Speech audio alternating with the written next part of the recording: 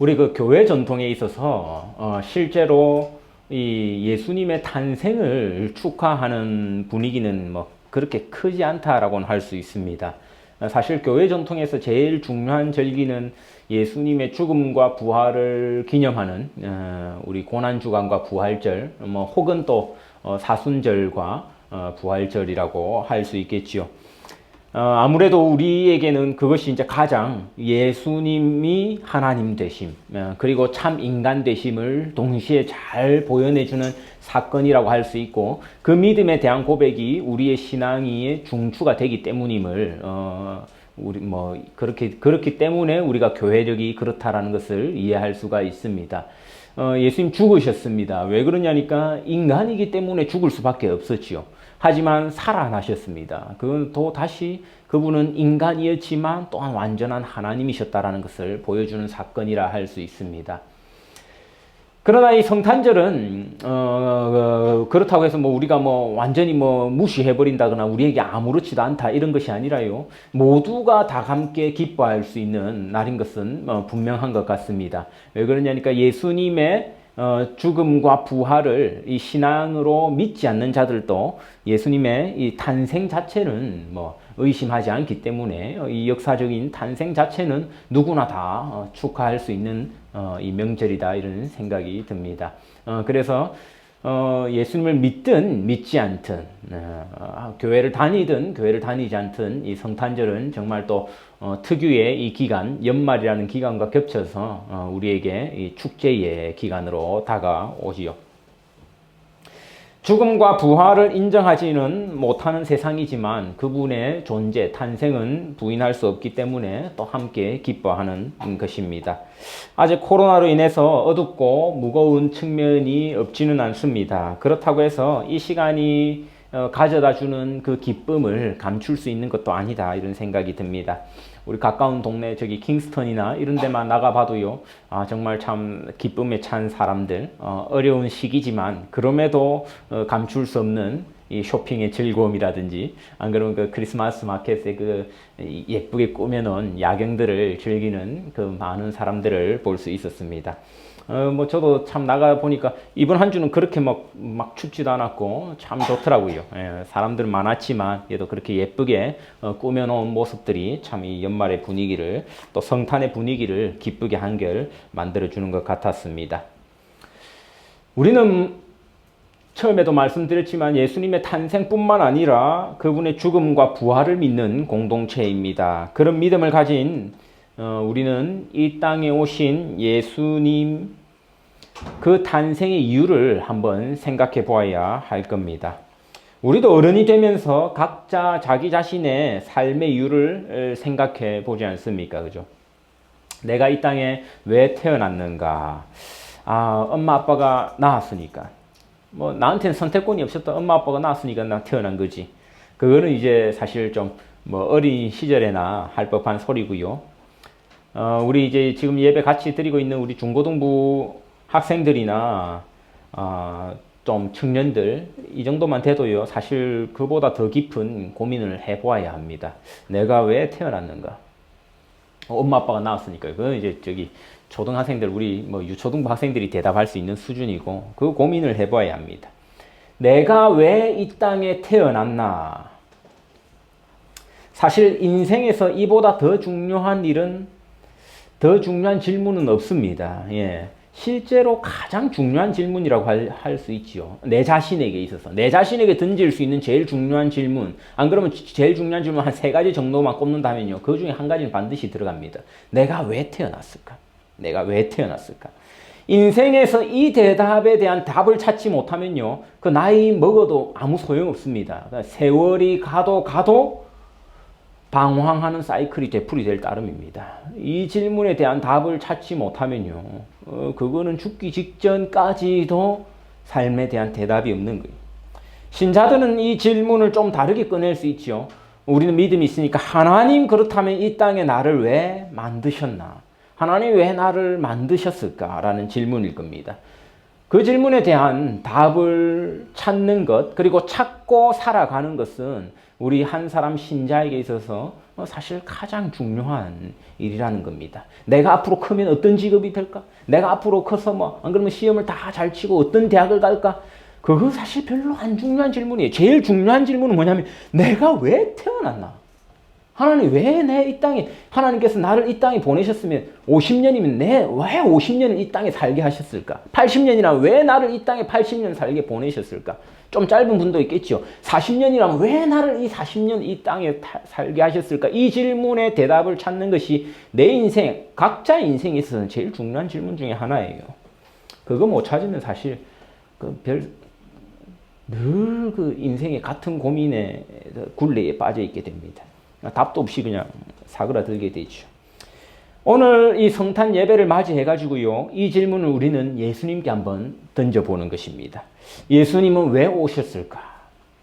그 탄생의 이야기를 우리는 읽어보았습니다.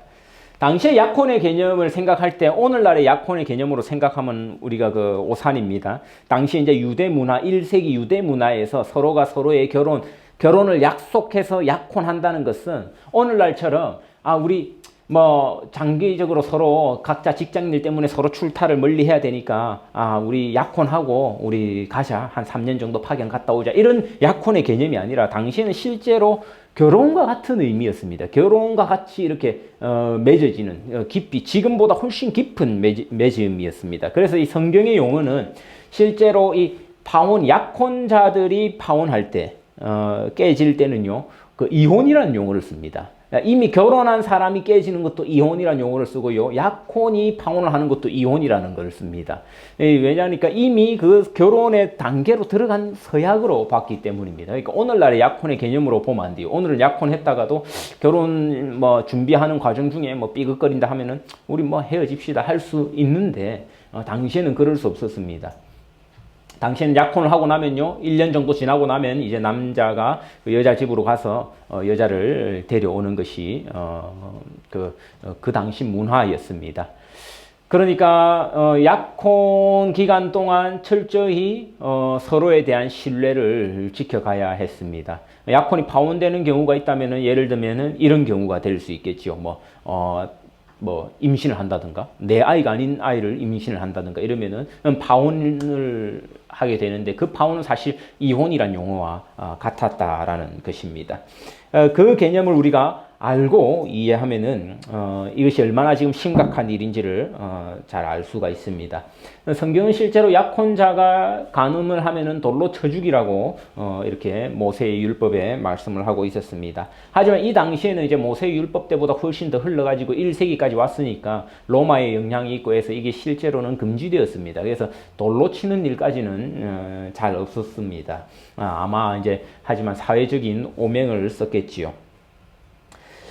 보통은 이제 여자가 13살이 되면 약혼을 하게 됩니다. 보통 13살이나 14살 때 이제 초경을 하기 때문인데요. 그때 이제 약혼을 하게 되고, 14살이나 15살이 되면 이제 완전히 남자 집에 가서 같이 살림을 살기 시작하는 것입니다.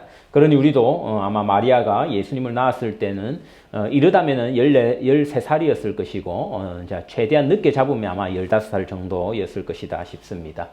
이제 며칠 전입니까? 같이 이제 가족들하고 집 근처 이제 교회를 이렇게 둘러보는데, 그 교회 앞에 그 예쁘게 꾸며놨더라고요. 그 말구유에다 그 동방박사들 와가지고 예물 바치는 것 인형처럼 해서 예쁘게 만들어 놨더라고요. 근데 웬 마리아가 이 중년의 여성이 앉아 있는 겁니다. 예. 그거는 아니에요. 그거는 사실 좀 우리의 관점에서 만든 것이고요. 실제 이제 마리아의 모습은 아주 앳된 소녀겠지요. 그죠? 이제 초경을 끝나가지고 이제 첫 임신을 하는 거란 말입니다. 그러니까 아주 정말 아직 자기도 아이인데 마치 진짜 아이가 아기를 놓는 듯한 여리여리한 소녀의 모습을 우리는 상상해 볼 수 있습니다. 정말 그는 남편에게 버림을 받게 되면 아무것도 할 수 있는 것이 없는 여린, 아직까지 소녀라 할 수 있겠지요. 이 아이가 지금 그 여성이 지금 등장하고 있는 것입니다. 요셉을 소개하면서요, 오늘 본문은 뭐라고 하냐니까 12절입니까? 19절이지요. 요셉은 의로운 사람이라고 하고 있습니다. righteous man이라고 하고 있는데요. 이 의롭다라는 말은, 성경이 의롭다라고 하는 말은 뭐냐니까 율법에 충실한 사람이다라는 말입니다. 정의롭다, 올바르다라는 말은요, 하나님이 주신 이 법도를 잘 지켜서 따르는 사람이다라는 뜻입니다. 요셉은 의로운 사람이라고 마태는 지금 설명합니다. 이 말은 요셉은 하나님이 주신 이 구약 말씀 그리고 율법을 평상시 성실하게 잘 따랐던 사람이었다라는 것입니다. 그는 하나님 앞에 정직했고요, 하나님께 드릴 마땅한 예물들을 드리고 또 절기를 지키고요, 또 율법을 충실하게 지키며 신실한 모습으로 살아왔던 자였음이 분명합니다. 그렇다면 이 자는 율법을 잘 알고 있었습니다. 자기가 약혼했던 이 마리아라는 젊은 여성이 어찌 보면 우리의 관점에서는 어린 여성이죠. 그 어린 여성이 임신을 했다라는 소식을 들었을 때 그 자의 머릿속은 아마도 여러 가지 생각이 스쳐 지나갔을 겁니다. 이 자가 의로운 사람이었습니다. 율법을 잘 지키는 자였습니다. 그러니까 아마 마리아는 율법에 따르면은 돌로 쳐 죽이거나 아니면은 그 당시 문화에 맞게 이혼을 이렇게 추진하는 것이 올바른 일이었습니다. 요셉이 의로운 자였기 때문에 그것은 그랬을 것이라는 것이죠. 요셉이 만약에 의롭지 않았다면 한 번쯤은 그죠? 내 또 다른 아내 맞으면 되니까 여러 사람 어디서 임신을 해온지는 모르겠지만 알아서 지내십시오 할 수 있겠지만, 이 자는 의로운 자였기 때문에 아마 그 마리아에 대한 처벌을 생각했을 수 있는 사람이었을 겁니다. 그래서 우리가 이 부분에 대해서 이제 두 가지로 크게 나누어서 생각해 볼 수 있는데요. 먼저 이제 대표적인 이제 학자 중 하나 돈 카슨이라는 이 신학자가 있습니다. 이 신학자는 이걸 어떻게 이 부분을 해석하냐면은, 율법에 따르면은 이제 두 사람의 증인 앞에서 이혼을 하면 특별히 공론화하지 않아도 좀 마리아 입장에서는 상대적으로 조용하게 끊어낼 수 있었다라는 것입니다. 그래서 아마 요셉은 이 방법을 사용하지 않았을까라고 주장을 하고요. 또 다른 또 저명한 신학자 이 알티 프랑스 같은 학자는요, 실제로 해석을 할 때 yes라는 단어를 덧붙여서 해석을 합니다. yes라는 단어를 19절에 넣어서 어떻게 해석하냐니까, 그 남편 요셉은 의로운 사람이지만, 이렇게 해석을 합니다. 그래서 남편 요셉은 의로운 사람이지만 드러내지 않고 가만히 끊고자 했다라는 겁니다. 그러니까 사실 이혼을 하게 되면 어째 숨길 수가 있습니까? 다 동네 사람 다 알게 되는 거지요. 그러니까 이혼을 한다는 것 자체가 이미 숨길 수 없는 일이지만 조용히 하려고 애를 썼다라고 하는 겁니다. 그러니까 이제 할 수밖에 없으니까 자기가 의로운 자니까 율법을 지켜야 돼요. 그러니까 율법을 지켜서 끊어낼 수밖에 없는데, 이 방법을 최대한 마리아를 생각해가지고 좀 조용한 방식으로 해보자라는 그런 식으로 해석을 합니다. 아마 어찌됐든 이런 여러 가지 이 마리아에게는 정말 참 진퇴양난과 같은 어려운 이 상황에 봉착한 것을 볼 수가 있습니다. 여호수아, 여러분 아마 다 아시죠? 여호수아, 그죠? 영어로는 조슈아라고 합니다. 이 여호수아를 그리스식, 그러니까 헬라식으로 이름을 표현하면 예수가 됩니다. 그러니까 예수를 히브리어로 표현하면은 여호수아가 되는 것이고, 헬라어로 표현을 하면 여호수아는 예수가 되는 것이지요. 그 여호수아의 이름 뜻이랑, 그러니까 예수님의 이름 뜻은 같습니다. 이름이 같으니까요, 그죠? 이름이 같은 이름입니다. 아주 흔했던 이름입니다. 정말 흔했어요. 그러니까 1세기 어느 정도 흔했냐면 1세기 대제사장 12명 중에요, 그 대제사장 12명의 이름을 보면은 대제사장 12명 중에 4명의 이름이 예수입니다. 그러니까 12명 중에 4명이니까 30%의 이름이 예수라는 겁니다. 그 다음에 많은 이름이 시몬, 이런 것들입니다. 우리는 사실 오늘날 그 정도로 이름이 그렇게 몇 가지 없는 상황은 아니거든요. 우리 이름이 좀 다양한 시대를 살아가고 있죠. 근데 그 당시에는 이제 흔한 이름들이 많았습니다. 아마 이름이 없는 사람들도 있었을 것이고요. 헤롯이나 시몬, 예수, 이런 건 그 당시에 흔했던 이름이었습니다. 그러니까 우리가 이제 성지 순례라든지 여기저기에 어떤 뭐 관광을 간다든지 하면 속으면 안 됩니다. 뭐 이게 예수님의 어디 무덤이었다 하면서 이렇게 유적이 발굴되고 하죠. 그 당시 죽으면 그 웬만하면 그러면 뭐 한 10명 중에 한 두셋은 예수였을 거란 말입니다. 그러니까 거기에 여러분 그 현혹되면 안 돼요. 그러니까 예수의 무덤이 많습니다. 예. 신약 성경에 우리가 지금 말했던 이 주인공, 성탄절의 주인공 예수님 말고 이름이 같은 예수가 총 4명이 나옵니다. 그러니까 예수라는 이름이 얼마나 흔한지를 잘 알 수 있습니다.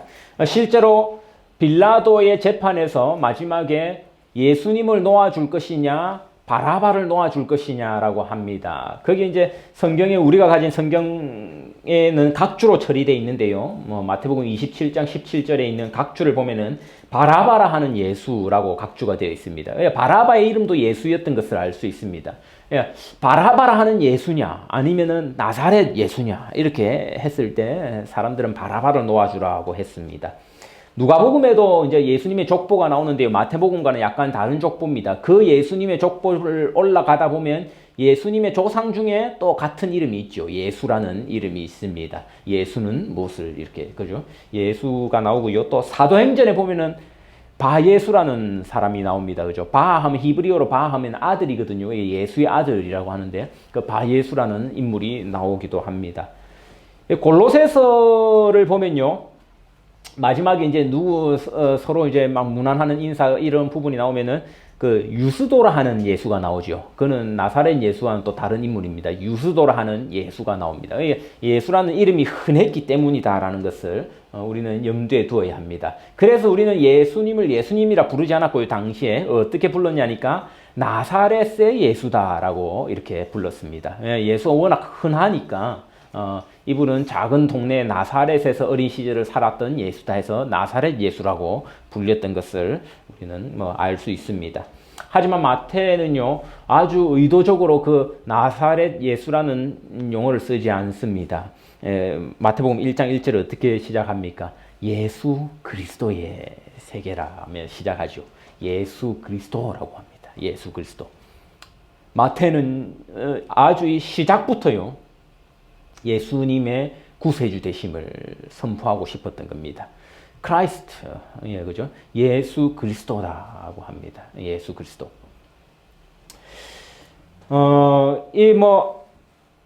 이제 그리스도라고 하지만 실제로 이제 그 히브리어로는 이제 메시아라고 하죠. 메시아. 예. 이제 이거는 이제 마태는 헬라어로 썼기 때문에 그리스도라고 썼는데 이제 구약에서 말하는 이 크라이스트, 이 그리스도라는 말은 구약에서의 메시아라는 히브리어 메시아라는 말입니다. 예수님은 메시아였다라는 것을 마태는 1장 1절부터 증거하고 있는 것입니다. 우리가 이제 보면은 예수님의 이름이 지금 사실 한 번 더 나오는 것이 볼 수가 있습니다. 23절이죠. 이게 이제 마태의 독특함입니다. 이게 마태의 독특함인데 23절에 보니까 우리가 익히 아는 이사야 말씀을 마태가 지금 가져옵니다. 탁 가져와요. 그래서 뭐라고 하냐니까 보라 처녀가 잉타의 아들을 낳을 것이요 그의 이름을 임마누엘이라 하리라 하고 합니다. 그런데 예수님은 임마누엘이라고 불린 적이 없으세요. 예수님은 예수님이라 불렸습니다. 주로 이제 사역을 하실 때는 나사렛 예수라고 불렸어요. 단 한 번도 임마누엘이 어디 계시냐, 임마누엘이 어디 가셨느냐 이렇게 임마누엘로 불리지 않으셨습니다. 그리고 복음서 어느 기자도 마태를 제외하고는 예수님을 임마누엘과 연관시키지 않아요. 마가도 그렇게 하지 않고요. 누가도 그렇게 쓰지 않고요. 요한도 그렇게 쓰지 않습니다. 마태는 아주 독특한 관점을 가지고 있어요. 이사야의 말씀을 여기다가 가져옵니다. 그래서 예수님의 임마누엘 되심 또한 마태는 증거하고 싶어 하는 것을 볼 수가 있습니다. 우리가 이제 그 이사야 특강을 두 번째 시즌을 마쳤는데요. 이사야 시간에 이제 배우신 분들은 조금 깊이 들여다보셔서 알 테지만 이 본문이 이제 7장에서 나온 겁니다. 제가 이제 간략히 이제 말씀을 드리면 그 7장에 이사야 선지자와 아하스 왕이 이제 서로 대화를 하다가 아하스 왕의 이 실수, 아하스 왕이 말은 올바르게 해도 뒤에서 이제 하나님의 명령대로 이렇게 따르지 않고 하니까 이 유다는 사실 또 나라가 지금 이제 바람 앞에 등불처럼 강대국들에 휩싸여 있는 상황 가운데 이사야가 받은 예언이었습니다. 그래서 이제 이사야가 당시 이제 지내던 데가 720 몇 년 이때였는데 주전입니다. 그럼 하나님께서 그때 이사야에게 말씀을 하셨을 때 700년 이후에 올 예수를 두고 임마누엘이라고 하셨을 리는 없으시겠지요. 그죠? 예, 왜냐하면 임박했어요. 지금 나라가 멸망하기 직전이었다고, 유다가. 예, 임박했습니다. 그때 이사야가 받은 말씀입니다. 그리고 보라 처녀가 했을 때 이 처녀가 이사야서에서 이제 알마라는 단어로 써 있는데 이 알마라는 단어는 잘 나타나질 않는데 대개 이제 젊은 여성을 통칭하는 말입니다. 굳이 이제 뭐 처녀다 이거보다는 젊은 여성 뭐 이런 말입니다. 그러니까 이제 당시 이사야한테는 이게 예수님의 이름으로 받은 건 아닙니다. 임마누엘이라는 거는 사실 이 이사야서 우리가 공부를 할 때도 제가 뭐 조금 깊이 말씀을 드렸었지만 뭐 간략히 줄이면은 이 임마누엘이라는 단어는 사실상은 이사야 선지자의 아들 중 하나이거나, 근데 이사야 선지자는 다윗 혈통이 아니잖아요. 그러면은 다윗 혈통이었던 아하스 왕, 그러니까 아하스의 아내를 처녀라고 말을 하고 젊은 여성, 그 아하스 왕의 후손이었거나 아니면은 이미 그 당시에 태어났을 히스기야 왕을 통칭하던 단어일 수 있었을 것입니다. 그러니까 사실 이 이사야의 말은 지금 예수님과는 상관없이 선포된 예언이었습니다. 처음에는 그랬는데 이 복음서 기자 중 아무도 그러지 않는데요. 마태만이 이 이사야서를 가져와 가지고 임마누엘을 붙입니다. 그러면서 보여주고 싶은 것은 이 혼란 가운데 예수께서 우리와 함께 하신다라는 것을 보여주고 싶으셨던 것이지요. 이를 이제 우리가 전문적인 이제 좀 말로 표현하면 이걸 영감받은 재적용이라고 합니다. 그래서 마태는요, 실제로 자기 스스로도 이를 말씀을 한 번 성취된 이사야의 예언을 재적용하는지 알고 있었습니다. 예. 그래서 우리 또한 마태처럼 하나님의 말씀을 우리 삶 가운데 가져올 수 있다는 겁니다. 이미 성취된 예언들이 있습니다. 그렇다고 해서 성경의 끝이 났다는 것이 아니라요. 그 말씀이 나에게도 해당될 수 있다는 겁니다. 마태가 했던 방식처럼. 그 마태도 알고 있었어요. 이사야의 말씀이 이미 성취된 것, 그 속에서. 하지만 다시 재적용하고 있는 것을 볼 수가 있습니다. 그런 식으로 우리 또한 하나님의 말씀을요, 우리 삶 가운데 가져와서 살아낼 수 있어야 돼요. 이미 이거는 다윗 때의 말 아닌가? 그게 아니라 그 다윗에게 하셨던 말씀이 곧 나에게 다시 또 살아있는 말씀으로 적용될 수 있다라는 것입니다. 그래서 임마누엘이라고 하면 우리는 오늘날 이 예수님의 이름을 상징적으로 이해하는 것이죠. 임마누엘이라고 하면은 예수님의 상징적인 이름이라고 우리가 아마 교회 안에서 아마 많이들 들어보셨을 텐데요. 그래서 임마누엘을 우리는 상징적 이름이라고 하는 겁니다. 실제 이제 예수님의 이름은 예수였습니다. 그 이름의 뜻은 뭐 모르지 않을 겁니다. 아주 흔하기도 했고, 뭐 여호수아라는 또 걸출한 자가 있었으니까요, 그죠? 여호수아라는 걸출한 자가 있었기 때문에 하나님이 구원이시구나라는 그 이름을 가지고 있었던 것을 우리가 볼 수 있습니다. 그런데 우리가 그 이름을 한번 보면은 하나님이 구원이시다라는 이름은 지금 우리가 보면은 천사가 다시 한번 이야기를 하고 있는 것을 볼 수가 있는데요.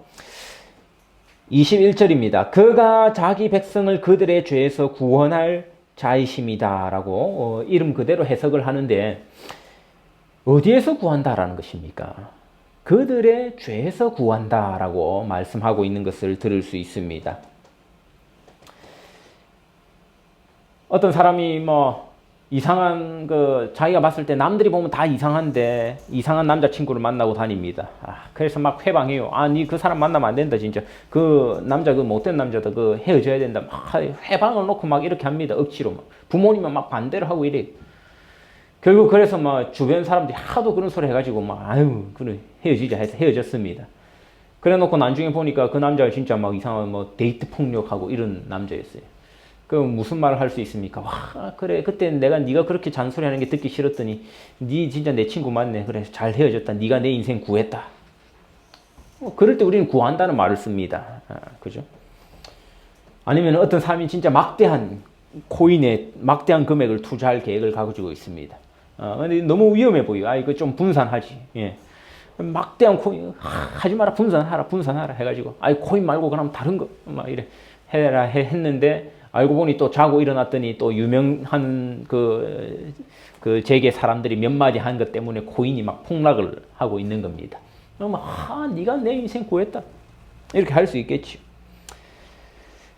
그럼 누구를 어디서부터 구했냐 했을 때, 이 예수님은 우리를 어디서 구했다라는 겁니까? 바로 우리의 죄에서부터 구했다라고 말씀을 하고 있습니다.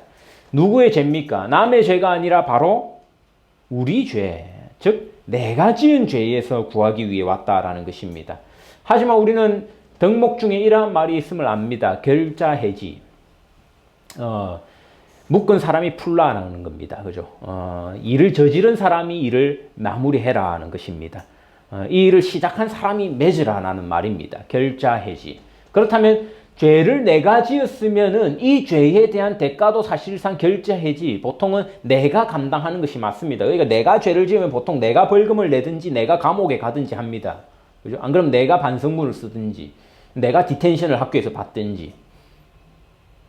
근데 사실 그게 해결이 아니라는 겁니다. 그렇게 해도 해결이 안 된다라는 겁니다. 그럼 우리가 어쩔 수 없이 우리가 처벌을 하는 것이지 사실 결자해지 정말로 묶인 것을 풀어버리는 건 아니에요. 우리가 죄를 지으면 돌이킬 수 없는 상황이 되거든요. 그게 죄의 특징입니다. 죄의 가장 큰 특징 중 하나는 죄가 있는 곳의 모든 관계를 파괴하기 시작한다라는 것입니다. 그게 죄의 특징이에요. 친구들 사이에요. 친구 사이에서 누가 죄를 짓습니다. 내가 친구 사이에서 내가 죄를 지었어요. 그러면은 그 죄의 결과는 뭐냐니까 친구 관계가 흔들리는 겁니다. 친구 관계가 파괴되는 거예요. 그리고 그 파괴는 어떤 파괴냐니까 돌이킬 수 없는 파괴입니다. 죄를 지으면요, 그 이전의 상태로 회복이 되질 않아요. 가족 관계 안에서 서로 죄를 지었다. 부부 관계에서 서로 죄를 지었습니다. 돌이킬 수가 없습니다. 내 스스로 결자 해지할 방법이 없어요. 그 이전의 방법으로, 그 이전의 관계로 아름다웠고 건강했던 관계로 돌이킬 수 있는 방법이 없어요. 모든 관계가 다 그렇습니다. 사회에서 죄를 지었습니다. 내가 직장 생활 하다가 뭘 하다가 사회의 여러 가지 거기에 속해 있는 인간관계가 파괴된다는 말이고 병든다는 말이거든요. 그 죄를 이전으로 돌이킬 수 있는, 죄 짓기 전에 이전의 상태로 돌이킬 수 있는 방법이 없어요. 내가 할 수 있는 건 없어요. 내가 온갖 내 전 재산을 갖다 쏟아 부어도요, 돌이킬 수가 없어요. 내가. 정말 그게 죄의 특징이에요. 너무 뿌리가 깊습니다. 인간이 해결할 수가 없는 겁니다. 인간이 해결할 수 없어요. 그걸 보여주는 게 사실 창세기부터 뭐 끝까지 이야기, 성경 전체 이야기 아닙니까? 왜 도대체 이런 이야기들이 우리 앞에 있는가? 다 죄의 문제 때문이라는 겁니다. 죄가 없으면 우리가 이럴 까닭이 없어요. 죄를 어떻게든 해결해 보려고 하는 거 아닙니까? 죄를 어떻게든 해결해 보려고. 막 선물도 해보고, 내가 잘못한 게 있으면 막 값을 들어갖고 용서도 구해보고 하는데, 안 돼요. 그 이전으로는 안 돼요, 그게. 죄는 너무도 깊거든요. 지은 사람이 풀 수가 없습니다. 커피숍에서 막 여러 친구들이 이야기를 하고 있습니다. 재밌게 수다를 떨고 있습니다. 한 친구가 갑자기 커피를 마시다가 자기 먼저 나 화장실 좀 다녀올게 하고 화장실을 탁 갑니다. 쟤 너무 재밌다 이렇게 하면서 막 이렇게 이야기를 하다가 화장실을 가자마자 뭐라고 합니까? 야, 근데 쟤 말투는 좀 재수 없지 않냐? 막 이럽니다. 화장실을 갔다 오면 다시 또 화기애애. 예. 그런 뒷담화가 막 돌아 들어갑니다. 관계가 파괴돼요. 교회 안에서 그런 일도 많이 겪지요. 돌아서 이야기를 듣습니다. 자기들끼리는 다 비밀이라고 하면서 이야기했을 거예요. 이거는 뭐 목사님한테는 이야기하면 안 된다. 제교에도 엄청 빨리 들어와요. 왜? 예. 그런 발 없는 말은 정말 빠릅니다. 이게 다 우리 교회 안에만 그렇습니까? 학교는 안 그렇습니까? 가정은 안 그렇습니까? 모두 죄로 이렇게 병들어 있는 것 아닙니까? 사람이 해결할 수가 없다고 이걸. 사람이 해결할 수가. 그래서 하나님께서는 예수님을 보내신 겁니다. 우리 죄를 위해서, 우리 죄를 풀기 위해 오셨다라는 것입니다. 그러므로 다른 무엇으로도 해결되지 않은 것이요, 그리스도의 십자가가 딱 들어가잖아요. 해결되기 시작합니다. 여러분 아마 그런 경험을 예수님을 믿고 살아보셨으면 해보셨을 거예요.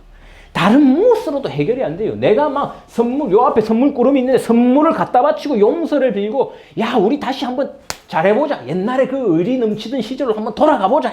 으쌰으쌰 해보자. 하고 뭐 한 잔 건배하고 우리 이 옛날 과거 다 잊어버리자. 청산하자 해도 안 되던 것이요. 그리스도의 십자가 꽂히잖아요.